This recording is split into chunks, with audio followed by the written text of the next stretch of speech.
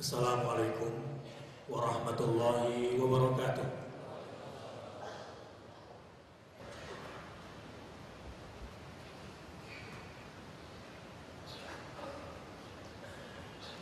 Innal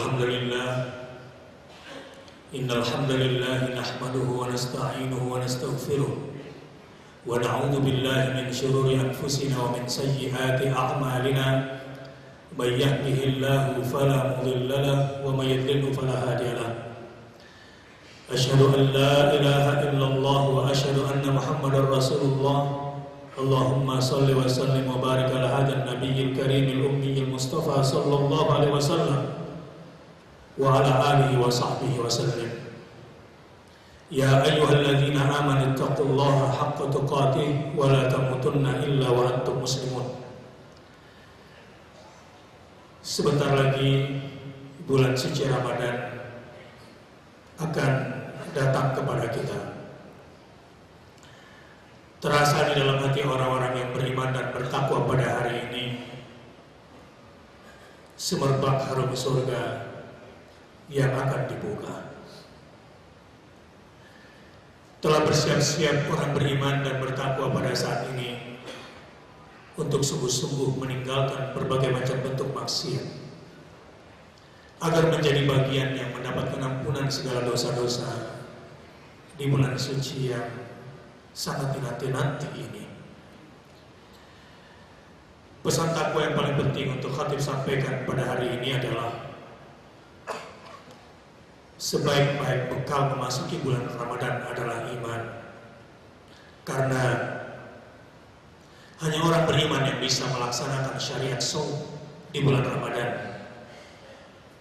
Sedangkan mereka yang tidak berbekal iman dari sekarang hanya bisa berlapar-lapar, berhaus-haus di bulan Juli. Hanya bisa berlapar-lapar dan berhaus-haus di bulan Juli.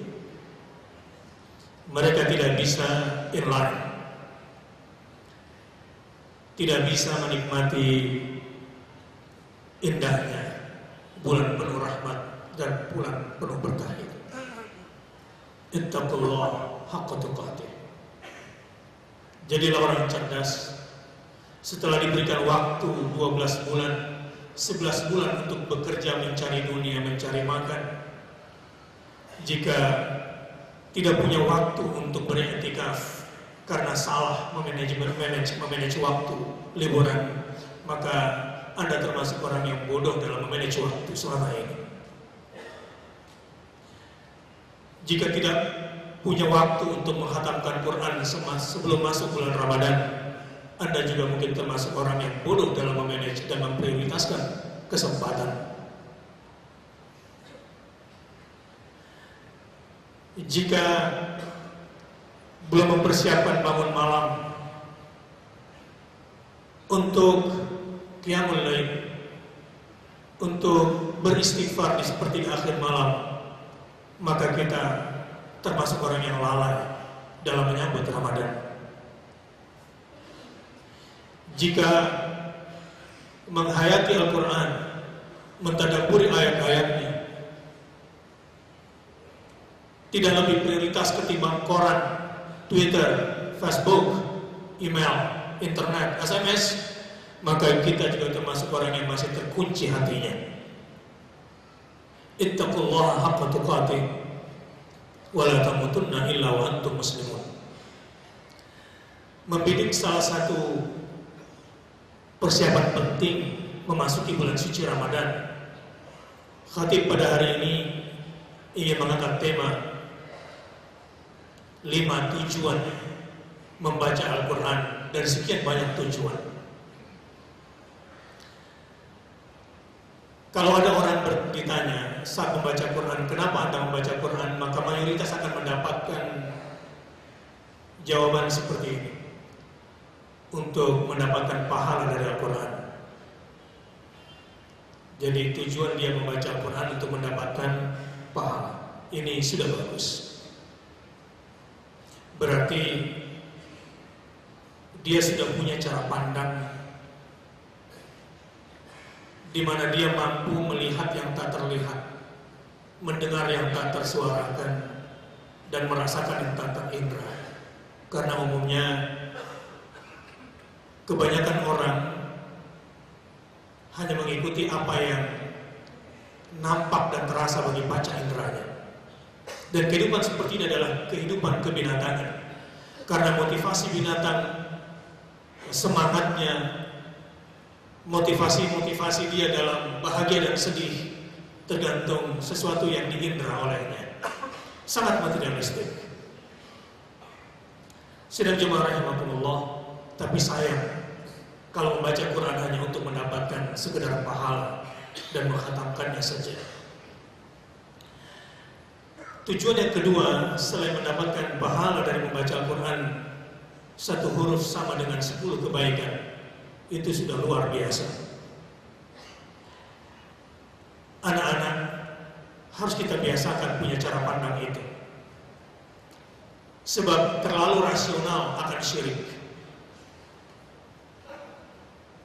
Ingat sejarah kenapa orang-orang Nasrani menjadikan Tuhannya 3.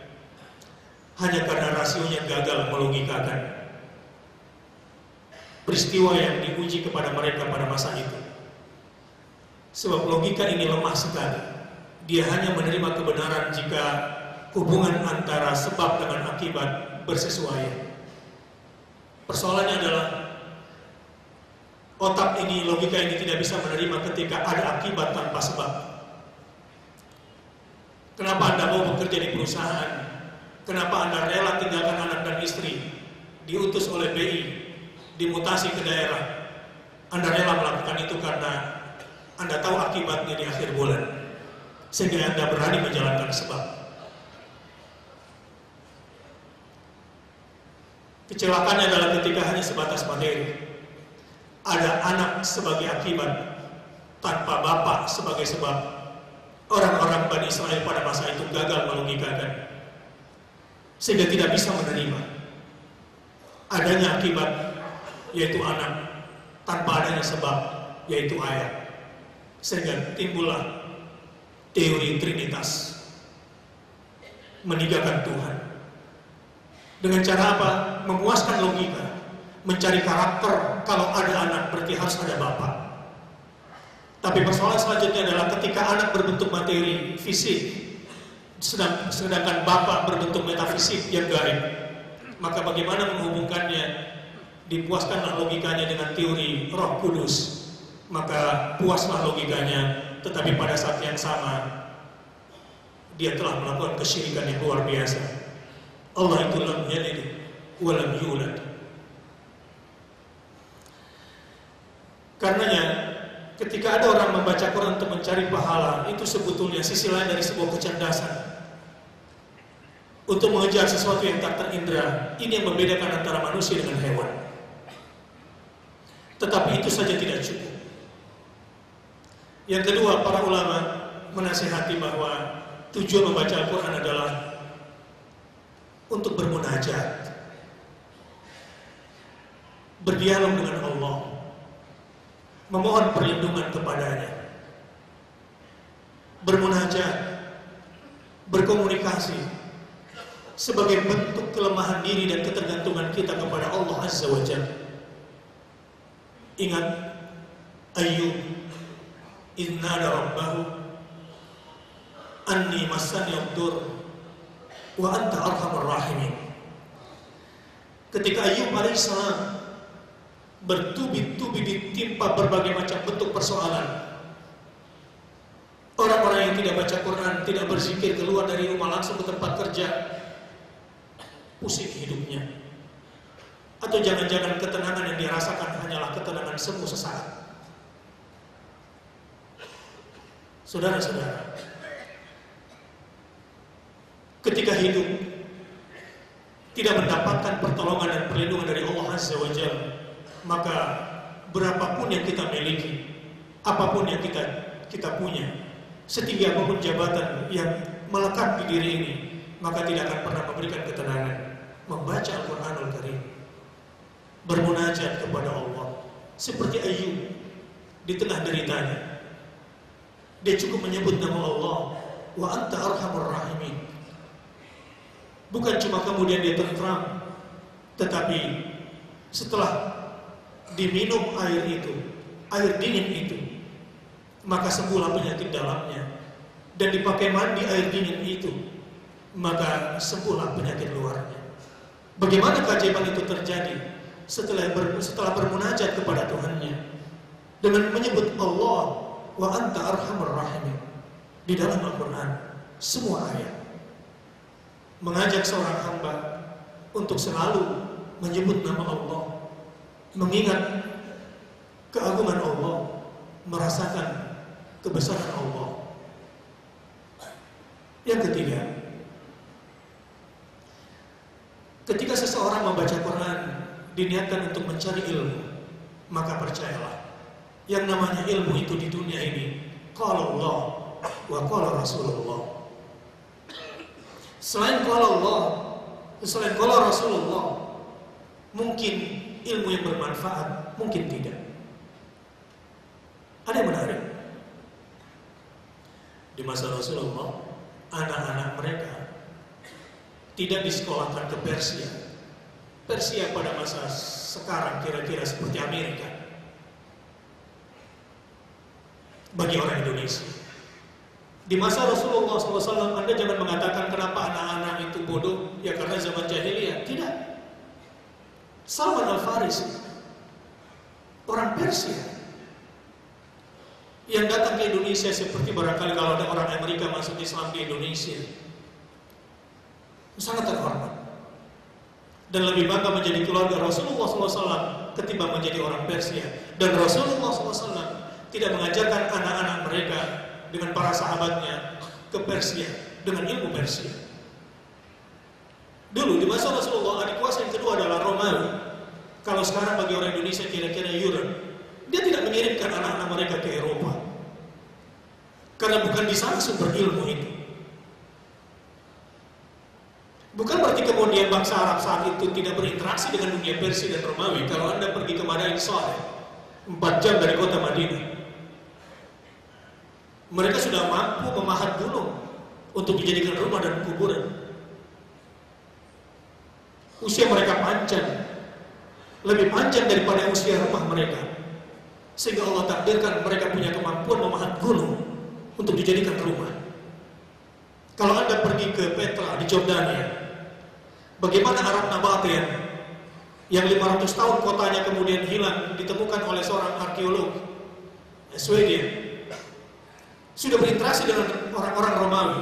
Mereka mampu memahat gunung-gunung, batu-batu cadas dengan arsitektur Romawi. Orang Arab sudah lama berinteraksi, dan Rasulullah SAW tahu itu. Karena orang-orang Arab juga berdagang ke Yaman dan ke Syam. Bahkan ada riwayat hadis bahwa Abu Sufyan berinteraksi dengan Heraklius di Syam. Sudah berinteraksi dengan orang Romawi, tapi Rasulullah SAW tidak memulai pendidikan anak-anak mereka dengan menyekolahkan anaknya ke Eropa atau ke Amerika kalau sekarang, ke Persia atau ke Romawi, tetapi Al-Quranul Karim. Lebih penting menjaga akidah anakmu ketimbang seni, matematika, ekonomi dan lain-lain. Tapi akidah anak berusak. Berbicara tentang BBM di Indonesia,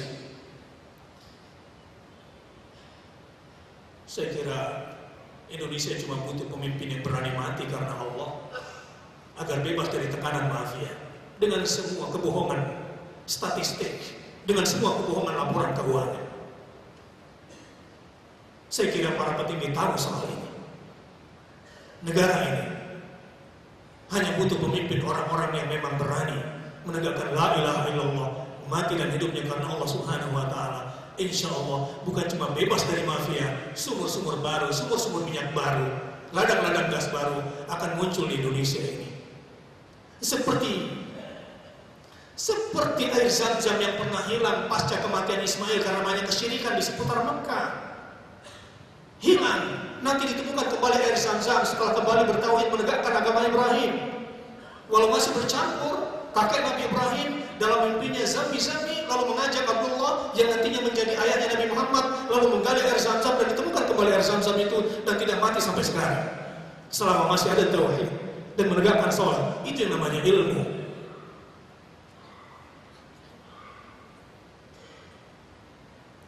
Jadi kalau kita membaca Quran niatnya untuk mendapatkan ilmu, akan terbuka sumber-sumber ilmu dari Al-Quranul Karim. Saya Bakhtiar Nasir ingin mati jadi guru ngaji sampai mati. Ingin sekali kalau bisa terjadi, tapi ternyata sampai sekarang ternyata berat. Ingin rasanya hidup hanya untuk menjadi penerus estafet perjuangan Muhammad SAW, dan itu sebaik-baik karir. Itu ilmu.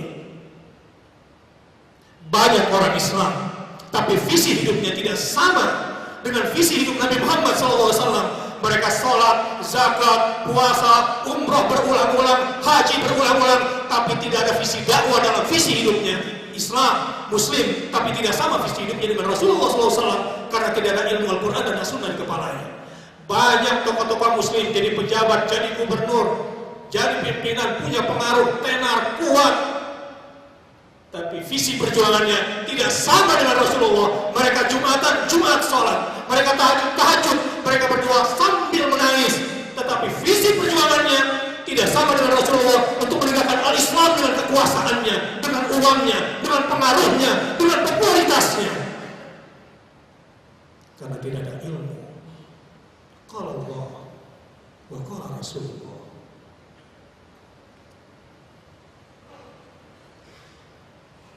Miswar, inilah pelecehan terbesar di Indonesia. Inilah pertama kali yang namanya miswar dilakukan di dunia Islam, di Indonesia ini. Di Garuda masih dilarang pramugari itu berjilbab. Pimpinannya Muslim. Banyak di banyak tempat, karena visi hidup Muslim tidak sama dengan visi hidup Rasulullah SAW akibat ketiadaan ilmu. Alhamdulillah di Polri sudah diterima. Saya tidak tahu uang TNI masih dilarang. Kenapa? Karena perut dan kursi lebih penting daripada Islam. Akibat ketiadaan ilmu, akibat salah ilmu. Yang ketiga, tujuan membaca Al-Quran yang keempat maksud saya, yang pertama adalah untuk mendapatkan pahalanya, yang kedua untuk bermunajat, yang ketiga untuk mendapatkan ilmu, dan yang keempat agar bisa beramal, agar bisa berbuat, agar bisa bertindak, agar bisa berperilaku seperti yang Allah ajarkan di dalam Al-Quranul Karim. Itu tujuan kita membaca Al-Quran. Saudara-saudara, kalau sekedar patut dan tidak patut, orang ateis juga bisa melakukan. Kalau sekedar benar dan salah, logika manusia sudah bisa membedakan. Tapi soal hak dan batil, soal halal dan haram, Anda butuh furqan. Pembeda antara hak dan batil itu adalah Al-Quran sebagai Al-Furqan. Lihat berapa banyak anak-anak Indonesia di Jakarta ini khususnya. Lihat di 7-Eleven, gampang sekali anak-anak minum bir. Hanya gara-gara kurang ilmu, dia mengatakan yang penting gak mabuk. Cuma 4,sekian% saja alkoholnya. Inna lillahi wa inna ilaihi raji'un. Itu bir bintang. Walau sudah 0% kadar alkoholnya tetap haram, karena trademark keharaman yang dibawanya. Tapi susahnya komisaris dan pemimpinnya orang Islam juga di dalamnya. Di tengah lingkaran setan syubhat seperti ini memang kita susah keluar, tapi kita butuh cahaya. Cahaya itu adalah Al-Quran yang mengeluarkan kita dari kegelapan. Di tengah geri area kita butuh furqan. Butuh furqan. Apalagi kalau kita mencermati peperangan di Suriah, saudara-saudara. Percaya atau tidak, merasakan atau tidak, permulaan Armageddon sudah dimulai. Peperangan akhir zaman sudah dimulai. Hadis Nabi SAW yang menggambarkan pasca kehancuran Irak, Maka yang dihancurkan setelah itu adalah Syam. Syam itu 4 negara. Palestina sebagai Syam Kabir, Jordania, Lebanon, dan Suriah sebagai Syam Saghir. Itu bumi Wattini Wazzaitun. Melihat persoalan Palestina, melihat persoalan Suriah, jika hanya mendengarkan apa kata pengamat politik, Anda akan gagal. Sebab mereka tidak baca Quran dan tidak baca hadis. Dan angle pengamat dalam menilai persoalan karena 2, termasuk pengamat ekonomi. Pertama, kemana kebijakan luar negeri negara-negara maju. Yang kedua, opini yang dia bangun sendiri, apa kepentingan dia secara internal di negaranya atau kelompoknya. Atas dasar 2 alasan itulah kemudian dia mengamati. Saudara-saudara, banyak yang terkecoh. Dia pikir setelah dihancurkannya Irak adalah Iran. Ini sebuah kebohongan besar. Karena itu tidak ada di sunnah. Sejak pecahnya perang Irak, saya sudah bersumpah demi Allah, saya lebih percaya kepada hadis ketimbang apa kata politisi. Dan memang setelah itu Syam. Sayang rasanya kalau saya harus hidup di zaman akhir zaman seperti ini dan saya belum orientasi beda. Karena yang namanya Malhamah Al-Kubra, perang Armageddon besar, itu terjadinya nanti di Syam. Dalam hadis Nabi digambarkan, menuju perang akhir zaman ini, orang-orang terbaik akan berkumpul di Syam dan orang-orang terburuk akan berkumpul di Irak. Kalau Anda budayawan dan seniwan, mungkin Anda tidak rela. Kenapa negeri 1001 malam dihancurkan? Itu gara-gara tidak baca hadis, mengikuti perasaan dan hawa nafsu. Genderang perang telah ditabuh di Mesir. Sekumpulan ulama Sunni seluruh dunia sudah sepakat bahwa Bashar Assad dan kelompok-kelompok yang mendukungnya termasuk 8.000 tentara dari Iran adalah kufar dan perang melawan mereka adalah jihad fi sabilillah. Mungkin di antara kita ada yang kok berpecah belah begini ya, umat Islam. Jangan pakai perasaan dulu. Yusuf Al-Qaradawi, orang pertama yang paling menyesal. Dialah ketua ulama muslimin dunia yang awalnya menjadi tokoh nomor 1 metode takrib pendekatan antara Sunnah dengan Syiah. Ketuanya Sunni, wakilnya ada Syiah. Yusuf Qaradawi, orang yang pernah salah menilai dan ikut mencaci maki Wahabi misalnya. Saya orang Indonesia, tidak punya kepentingan dengan semua istilah ini. Tapi sekarang dia menyesal dan mengatakan bahwa semua itu hanya kebohongan. Wa ada besarah, taqiyah, kemunafikan yang mereka sembunyikan. Ini membuat persatuan tidak pernah terjadi. Kami sudah berkumpul di Turki dan membuat statement bersama ulama dunia yang resikonya Mesir digoncang dan Turki sekarang digoncang. Kami sudah punya kesepakatan bersama. Kalau ingin umat Islam bersatu, ada 4 butir, tetapi saya sebutkan 2. Yang pertama, haram hukumnya mencaci maki para sahabat. Tanya kepada teman orang Syiah, kira-kira kalau Rasulullah hidup, lalu Yaum Asyura, hari Asyura, zikir Anda adalah menghina Aisyah, menghina Abu Bakar, menghina Umar, menghina Utsman. Kira-kira Rasulullah masih hidup mendengar cara zikir Anda? La'anallahu ummatan qatalat ya ahlul bait. La'anallahu ummatan qatalat ya ahlul bait. Kira-kira kalau Rasulullah hidup, kira-kira senang enggak dengan zikir Anda? Tanyakan itu pada dia. Haram. Kalau ini dunia Islam bersatu, haram menghujat para sahabat dan ahlul bait. Yang kedua, kalau sudah ada mazhab Ahlussunnah Al-Arba'ah di situ, yang memang kita sepakati kebenarannya, jangan mendatangkan mazhab baru. Jika kita mengakui asas perbedaan dalam mazhab. Sudah jemaah rahimahullah. Ini zaman fitnah. Kalau kita beramal tidak berdasarkan tuntunan Al-Quran dan As-Sunnah, kita akan tersesat.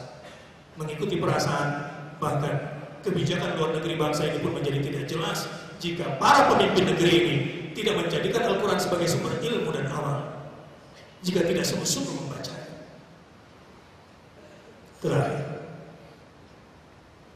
yang kelima, tujuan kita membaca Quran adalah untuk istighfar, agar kita bisa sembuh dari berbagai macam penyakit.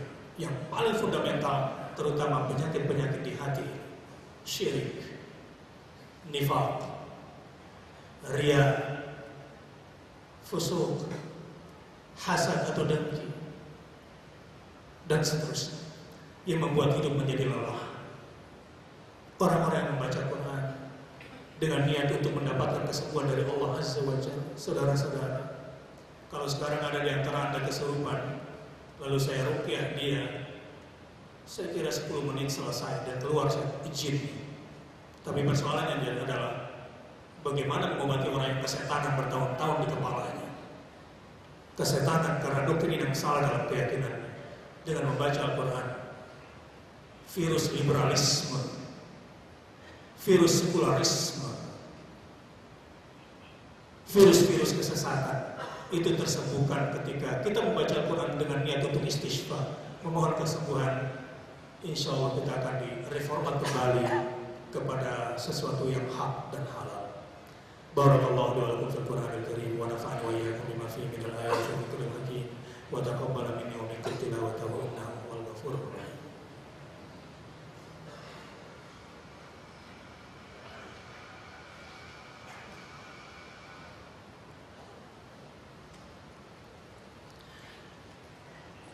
Alhamdulillah wa kafa, wassalatu wassalamu ala nabiyil mustafa wa ala alihi wa sahbihi wa man tabi'ahu ila yaumil wafa. Allahumma shalli ala Muhammad wa ala ali Muhammad. Inna Allaha wa malaikatahu yusholluna 'alan nabi ya ayyuhalladzina amanu shallu 'alaihi wa sallimu taslima. Kesimpulannya, keluar dari Jumatan ini minimal bacalah Al-Quran. Jika sanggup, khatamkan sebelum masuk Ramadan. Dan jika ingin menikmatinya, baca Quran dengan niat untuk mendapatkan pahalanya, untuk mendapatkan munajat, berkomunikasi dengan Allah, untuk dapatkan ilmunya, agar kita bisa beramal dengannya, dan niatkan pula untuk istighfar, berobat dari keyakinan-keyakinan yang sesat dan pemikiran yang keliru. Inna Allaha malaikatahu yusholluna 'alan nabi ya ayyuhalladzina amanu shallu 'alaihi wa sallimu taslima wa 'ala sahabati ajma'in Abi Bakr wa Umar wa Utsman wa Ali wa 'ala sahabati ajma'in wa 'ala tabi'in wa tabi'in tabi'in lahum bi ihsanin ila yaumiddin warhamna ma'hum bi rahmatika ya arhamar rahimin. Allahumma ighfir lil muslimina wal muslimat wal mu'minina wal mu'minat al ahya'i minhum wal amwat innaka sami'un qaribun mujibud da'wat ya qadiyal hajat. Allahumma anta rabbana la ilaha illa anta khalaqtana wa nahnu ibaduk wa nahnu ala ahdika wa wa'dika mastata'na na'udzu bika min syarri ma sana'na nabu'u laka bi ni'matika 'alaina wa nabu'u bi dzunubina faghfir lana fa innahu la yaghfiru dzunuba illa anta. Allahumma inna nas'aluka bi asma'ikal husna wa sifatikal ula an taj'alal qur'ana rabi'a qulubina wa nura sudurina wa jalaa ahzanina wa dhahaba humumina wa humumina bi rahmatika ya arhamar rahimin. Rabbana taqabbal minna innaka antas samiul alim wa tub 'alaina innaka antat tawwabur rahim. Rabbana atina fid dunya hasanah wa fil akhirati hasanah wa qina adzabannar. Ibadallah, inna Allah ya'muru bil adli wal ihsan